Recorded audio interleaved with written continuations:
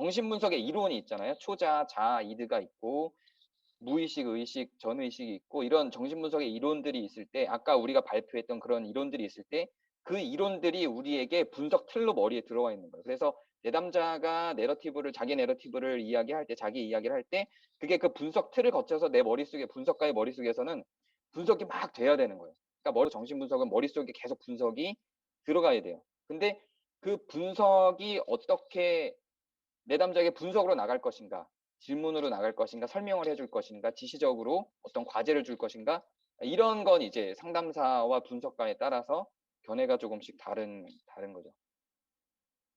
정신분석에서 차지하는 무의식의 어떤 위상이라고 할까요? 의식이 종합되잖아요. 우리의 의식은 다 종합의 결과거든요. 우리는 우리 스스로를 분석하지 않습니다.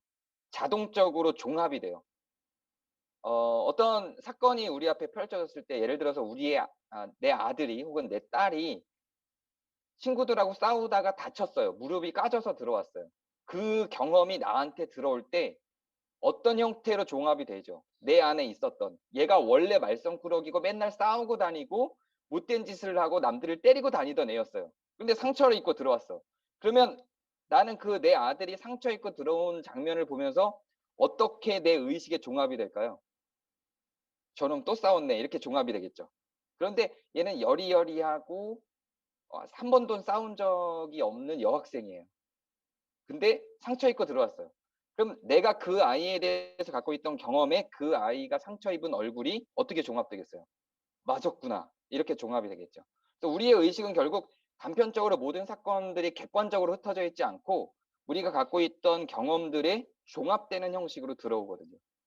그래서 그 종합되는 형식으로 들어올 때 균형이 다 맞춰져서 다 그게 객관화가 되는 방식으로 남아있으면 증상이 없을 수 있는 거죠. 근데 그럴 수 있는 사람이 없다는 거예요. 누구나 과거의 경험의 토대로 해서 현재 발생한 사건이나 정보들이 내 경험을 토대로 종합되게 되기 때문에 자꾸 어떤 한쪽 측면으로 기울여지게 되죠. 뭔가 편협해지게 되죠. 그러면 그 외부의 정보가 내 안으로 종합해 들어올 때 그거를 어떤 편협한 생각과 발상으로 기울어지게 만드는 요소가 뭐냐인 거예요. 그게 무의식이라는 거예요.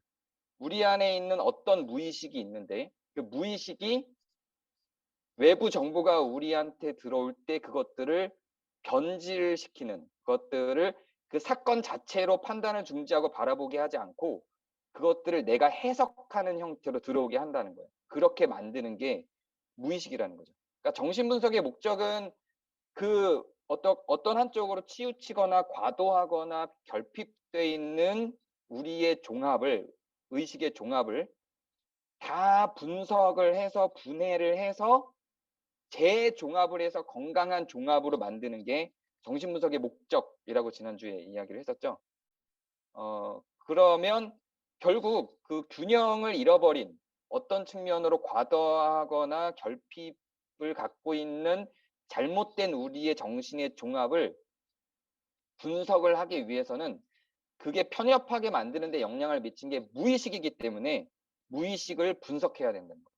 그래서 무의식을 분석하지 않으면 우리가 갖고 있는 의식의 종합은 늘 불균형할 수밖에 없다고 보는 게 정신분석의 입장인 거죠.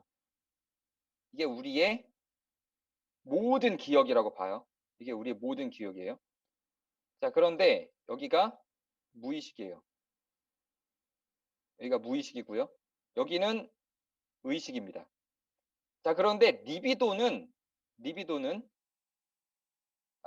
이게 리비도라고 생각해봐요. 리비도는 이게 다 있다고요.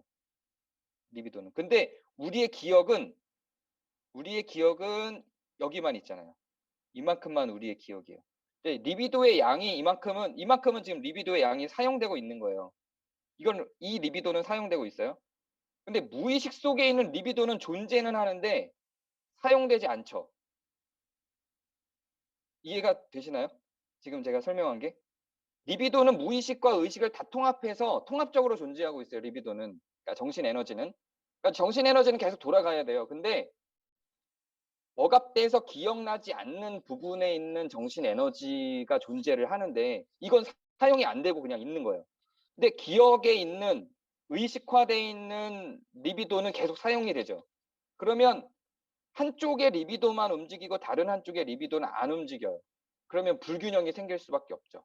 우리는 모든 상황의 계산을 우리가 살아가는데 계속 계산하잖아요. 살면서 계산 안 하는 사람 없죠. 돈 계산이 아니라 앞으로 어떻게 될 건지, 나는 어떤 선택을 해야 될지 끊임없이 우린 계속 계산하면서 살죠. 근데 우리의 그 계산의 영역은 어디까지만이냐면 의식의 영역까지만 계산을 한다고요. 우리에게는 의식과 무의식이 있는데 무의식도 우리의 자산이란 말이에요. 의식만 자산이 아니라. 그런데 의식만 갖고 우리의 인생을 설계하고 계산하면서 사는 거예요.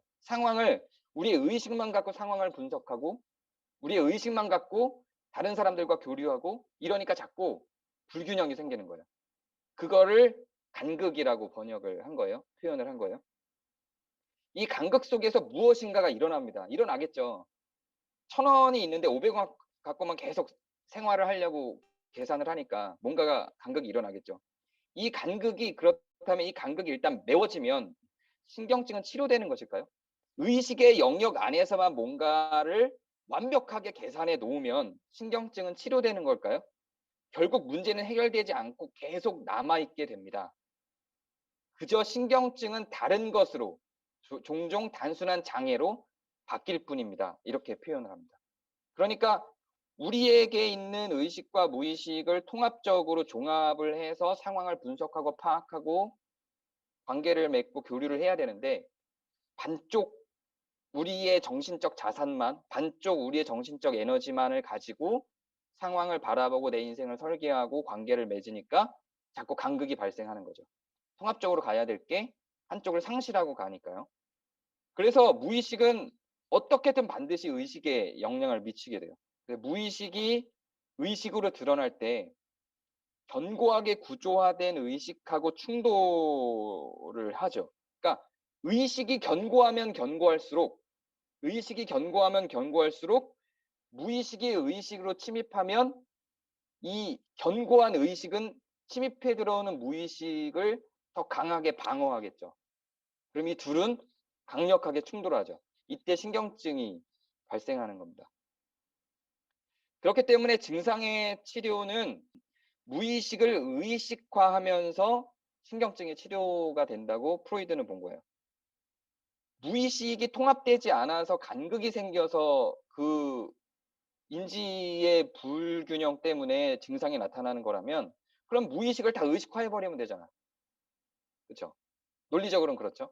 그래서 프로이드는 이걸 그대로 논리적으로 대입을 해서 무의식의 의식화가 신경증을 치료할 수 있다라고 본 거죠. 그래서 그 무의식에 묻어있던 것들을 다 끄집어내서 분석을 해서 알려주고 그 분석을 내담자가 받아들이면 그게 의식화가 된 거니까 치료가 되는 거라고 프로이드는 가정을 한 거죠.